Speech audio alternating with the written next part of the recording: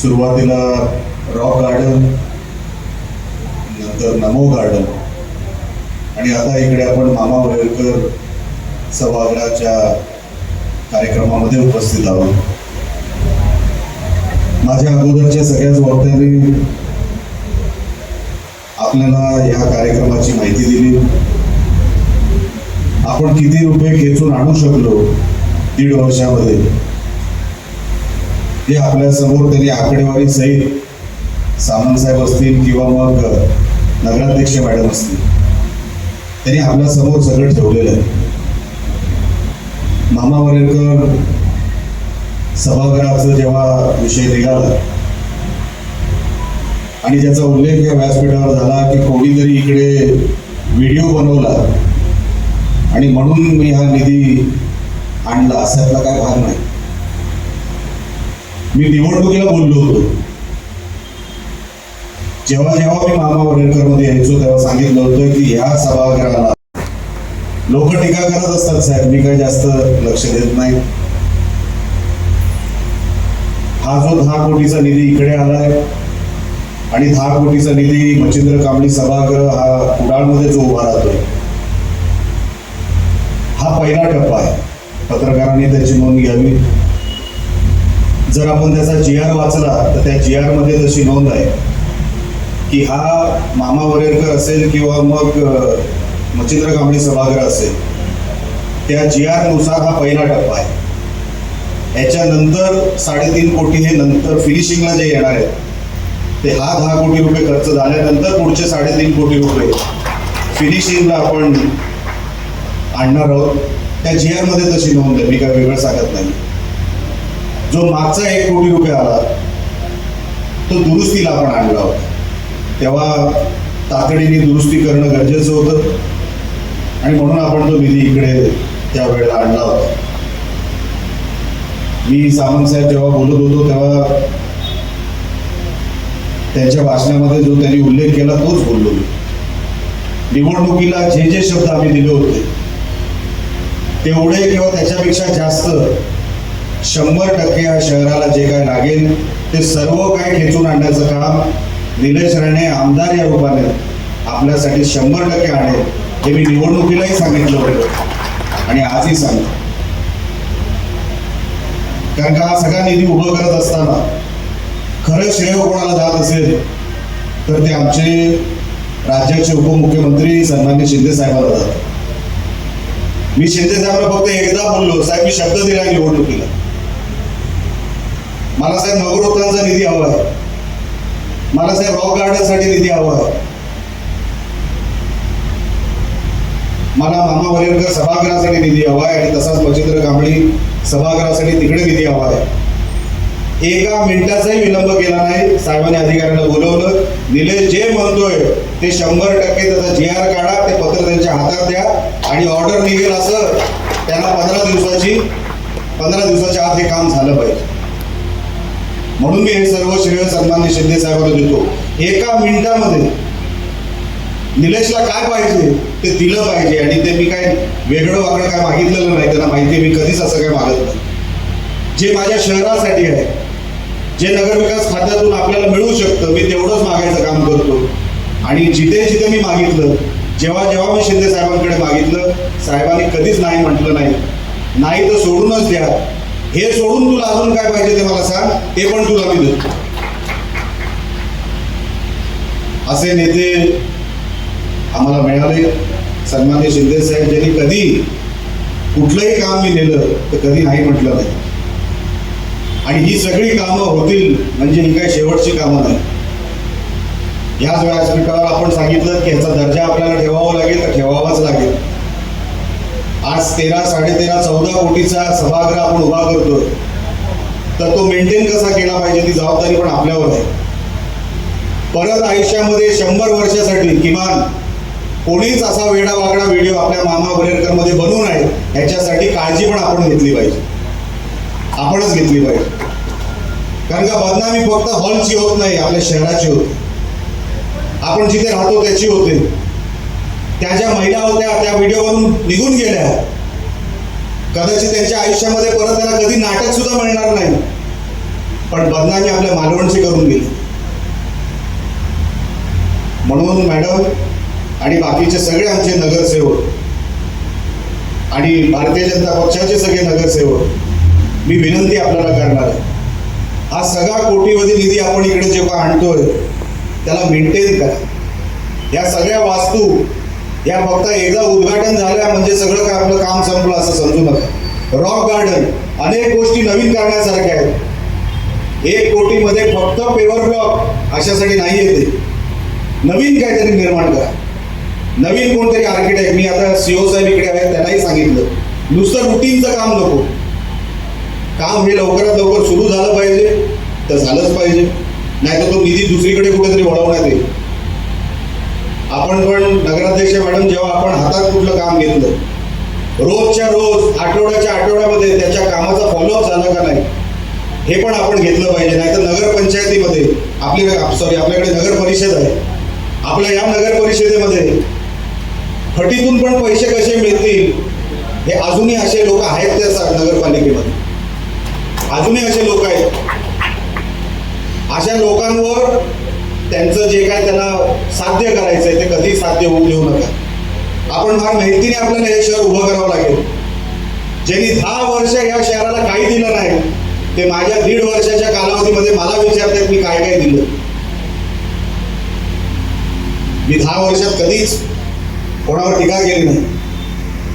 मी माझ्या नाकासमोरचं काम करत राहिलो. या शहराला गरज काय, हॉलची गरज आहे, नगरोत्थान निधीची गरज आहे, उद्या घनकचऱ्याचा प्रकल्प, मी सीओ साहेबांना पण सांगितलंय, साहेब आपलं मालवण हे कचरा मुक्त झालंच पाहिजे, त्याच्यासाठी वाटेल तो निधी आपण उभा करू. घनकचऱ्याचा प्रकल्प आपण इथे आणतोय, ज्या धर्तीवर आपण कुडाळचा केला, कुडाळ MIDC मध्ये बाहेरची टेक्नॉलॉजी वापरून दुर्गंधी तर येणारच नाही. बाजूला जरी इमारतीच्या बाहेर कोण उभा राहिला तरी कचऱ्याची दुर्गंधी येणार नाही, एक कण कचरा तुम्हाला जमिनीवर सापडणार नाही, अशी व्यवस्था आपण कुडाळ MIDC ला उभा करतोय. तशीच व्यवस्था आपण मालवणमध्ये उभी करतो.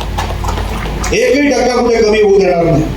आपल्याला कचरामुक्त मालवण करायचं. एवढे पर्यटक येतात, ट्रॅफिक होते, त्याच्यासाठी आता ज्याचा उल्लेख आता सामंत साहेबांनी केला तो आपला जो रस्ता इकडून जरीबरीतून बाहेर खाली येतो, त्या रस्त्यासाठी लँड ॲक्विजिशनला मी सीओ साहेबांना सांगितलंय, लँड ॲक्विजिशनला जेवढे पैसे लागतील निलेश राणे उभं करणार, पण पहिला तो रस्ता आपल्याला तिकडे मार्किंग करून द्यावा लागेल.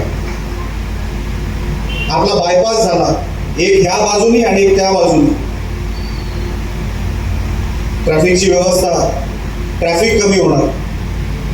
रस्ते तर आपण बंधारे असतील, रस्ता कम बंधारा असेल, आपल्या जिल्ह्याचे पालकमंत्री निलेश राणे यांच्याकडेच ते खातं असल्यामुळे आपल्याला काय वेगळं मागायची काय गरज नाही. किनारपट्टीवर किमान 200, 250, 300 कोटी रुपये खर्च होणार. मी तुम्हाला ह्याच 5 वर्षात ते पैसे खर्च करून टाकू. एवढी व्यवस्था आपण आपल्या शहरासाठी केली. आपल्या शहरामध्ये लाइटिंग, सुशोभीकरण ह्याच्यासाठी कधीच पैसा कमी पडणार नाही. आपल्या नळपाणी योजनेसाठी पहिलं काम मालवणमध्ये, मी आमदार देखील नव्हतो पण साहेब नगरविकास खात्याचे मंत्री होते, मी साहेबांना सांगितलं, साहेब ते नळपाणी योजनेची दुरुस्ती, राणे साहेबांनी ती नळपाणी योजना आणली होती, त्याच्यानंतर त्याची दुरुस्ती झाली नाही. 43 कोटी रुपये आपल्याला त्या नळपाणी योजनेसाठी तेव्हा साहेबांनी दिले. आता पण भुयारी गटरचं जे काही काम आता आपल्या हाती घेतलंय, आपण कॉन्ट्रॅक्टर बदलावा लागला, कॉन्ट्रॅक्टर बदलू, नवीन कॉन्ट्रॅक्टरला शिस्त सांगू. नगराध्यक्ष मॅडम आणि आपल्या सगळ्या नगरसेवकांना सांगतो, तुम्हाला तो ठराव घ्यावा लागेल. कॉन्ट्रॅक्टर त्याच्याकडून जे लिहून घ्यायचं ते लिहून घ्या, पण त्याला दर्जेदार काम आपल्या ह्या भुयारी गटरचं करून द्यावं लागेल. कारण की आता भरपूर वर्ष झाली, लोकांना वाटलं की अनेक त्याच्यामध्ये निवडणुकीचं नुकसान झालं, आपण विसरलो की काय, अजिबात आपण विसरणार नाही. ते भुयारी गटाराचं पण काम आपण पूर्ण करणार आणि लवकरात लवकर तुम्हाला नगर परिषदेमधून त्याचा ठराव पारित करून बाकीचा सगळं निधी ज्याचा उपलब्ध करायचा तसा मी उपलब्ध करून देतो. काही काळजी करायची गरज नाही. या सगळ्या ज्या काय अम्युनिटीज आहेत, या सगळ्या ज्या काय हेड खाली पैसे आणायचे, मी आपल्याला या व्यासपीठावरून आश्वस्त करतो, तुम्हाला कुठेच मागायची गरज नाही. कुठेच तुम्हाला कोण देईल, पैसा येईल का नाही असा विचार करायची गरज नाही. 100% आमदार म्हणून आपल्याला मी तो सगळा पैसा इथे उपलब्ध करून देणार. पण तो पैसा आल्यानंतर त्याच्यामध्ये भांडणं व्हायला नको, त्याच्यामध्ये कामाला काम कोण करेल, कॉन्ट्रॅक्टर कोण राहील, ह्याची नको ती विचारपूस नको. काम दर्जेदार का, हे काय काय करावं लागलं, कोणाकोणाला भिडावं लागलं. फार मेहनतीने हे 150-200 कोटी रुपये आपण शहरासाठी आणले. किनारपट्टीसाठी वेगळे 200-250 कोटी रुपये. हे सगळे पैसे जेव्हा इम्प्लिमेंट होतील, आपल्याला जे 21व्या शतकाचं शहर बघायचं आहे ना, ते तेव्हा आपण उभं करू शकतो. एकही रुपया आपल्याला वाया जायला द्यायचं नाही. मी विनंती करणार आहे, आपण फार मेहनतीने हे सगळं उभं करतो. विरोधक टीका करू दे, टीका करण्याला काही लागत नाही. जसं मी सांगितलं ना, 10 वर्ष त्यांनी काय केलं नाही, ते माझ्या 1.5 वर्षावर प्रश्न उपस्थित करतात. करू दे, माझी काही हरकतच नाही. ते जेवढे टीका करत राहतील तेवढा मी मोठाच होत राहणार. मी टीकेला कधी उत्तर तोंडाने देणार नाही, माझ्या कामातून देणार. एवढं काम या मालवण शहरामध्ये पाईपलाईन मध्ये आहे, एवढे पैसे आपल्या शहरामध्ये आणायचे. तुम्ही फक्त ते इम्प्लिमेंट कसं होईल, सीओ साहेब आपल्याला पण मी विनंती करणार आहे. हे सगळं करत असताना आपल्याला वीकली रिपोर्ट हा सगळ्यांसमोर आपण ठेवला पाहिजे. आपण वीकली रिपोर्ट हा सगळ्यांसमोर ठेवला पाहिजे. आपली नगर परिषदेमध्ये कारभार कसा चालावा, आपण आणि नगराध्यक्ष मॅडम आणि बाकीचे जे कोण नगरसेवक आहेत त्यांनी एक अजेंडा ठरवायचा की एवढी कामं आपली ही 6 महिन्यामध्ये झालीच पाहिजे. पावसाळ्याच्या अगोदरची ही कामं झाली पाहिजे, पावसाळ्याच्या नंतर ही कामं झाली पाहिजे. त्या अनुषंगाने आम्ही निधी कुठे कमी पडू देणार नाही. पण जर आम्हाला वाटलं की पैसा खर्च होत नाहीये, तर मग आम्ही निधी आणायचा कसा, तो आम्हाला मग दुसरीकडे कुठेतरी वळवावा लागतो. आम्ही नाही वळवणार, ते अधिकारी तिकडे वळवत बसतील. आपल्याला ते सगळं चांगलं माहिती आहे. आपल्या नगर परिषदेमध्ये एकही पैसा एकतर फुकट जाता कामा नाही. नगराध्यक्ष मॅडम आपल्याला पण जबाबदारी आहे, आपल्याकडे ते अधिकार आहेत, आपण ते अधिकार बजवावे. कोणी आपल्याला हे काम करू नका असं जर कोणी सांगितलं, डायरेक्ट माझं नाव घ्या. सीओ साहेब आपल्याला पण मी सांगतो, सभागृहामध्ये पण गडबड गोंधळ करत असतील, सगळ्यावर पर्याय असतो, सगळ्याबद्दल पर्याय असतो. तुम्हाला ते सगळं माहिती आहे. निधी आलेला हा इम्प्लिमेंट झाला पाहिजे. सीओ साहेब मला बाकी तुमच्याकडून काही नको, नगराध्यक्ष मॅडम कडून मला काही नको.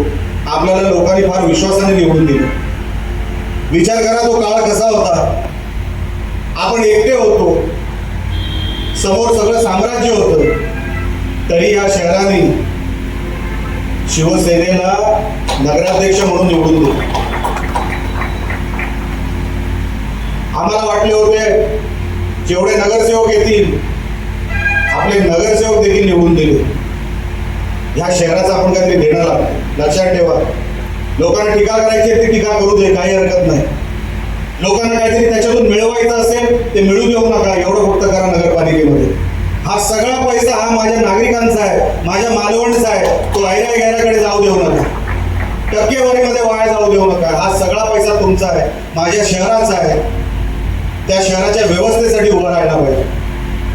मी सगळ्या नगरपालिकेच्या कर्मचाऱ्यांना पण सांगतो, आपण पण जेव्हा ड्युटी कराल, जसं आम्ही करतो, ही माझी ड्युटी आहे. आमदार काय पद फक्त मिरवण्यासाठी नाही, मी 18 तास काम करतो. कशासाठी?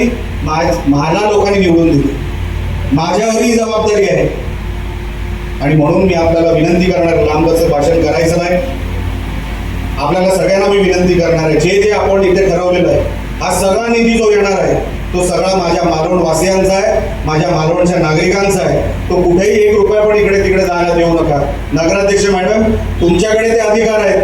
अधिकार असे बजवा की राणे साहेबांचा तुम्हाला फोन आला पाहिजे की मॅडम तुमचं मी अभिनंदन करतो, शहर असंच चालवावं लागतं आणि तुम्ही ते तसं चालवलं, असं अभिप्रेत असलेलं काम आपण या शहरामध्ये करून दाखवावं. एवढी फक्त विनंती आपल्याला मी इकडे करतो. आमच्या सगळ्या नगरसेवकांचं, भारतीय जनता पक्षाच्या सगळ्या नगरसेवकांचं मी मनापासून कौतुक करतो. येणारं जे काय आहे ते आपल्याला अजून वेगाने आणि अजून त्याला इम्प्लिमेंट करण्यासाठी ज्या काही गोष्टी कराव्या लागतील ते कराव्या लागतील, ते सगळं आपण कराल आणि ते घडून आणाल. आणि 21व्या शतकातलं आपलं मालवण हे जगाला वाटावं की जगाने कुठूनही माणूस आला जगातून त्याला असं वाटलं पाहिजे आपण 21व्या शतकातल्या शहरात आलो.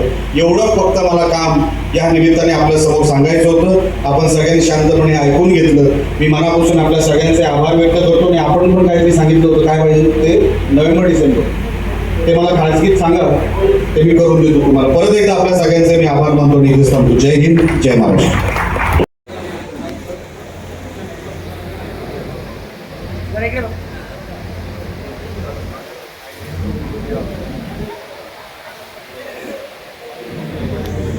ही अत्यंत अभिमानाची गोष्ट आहे.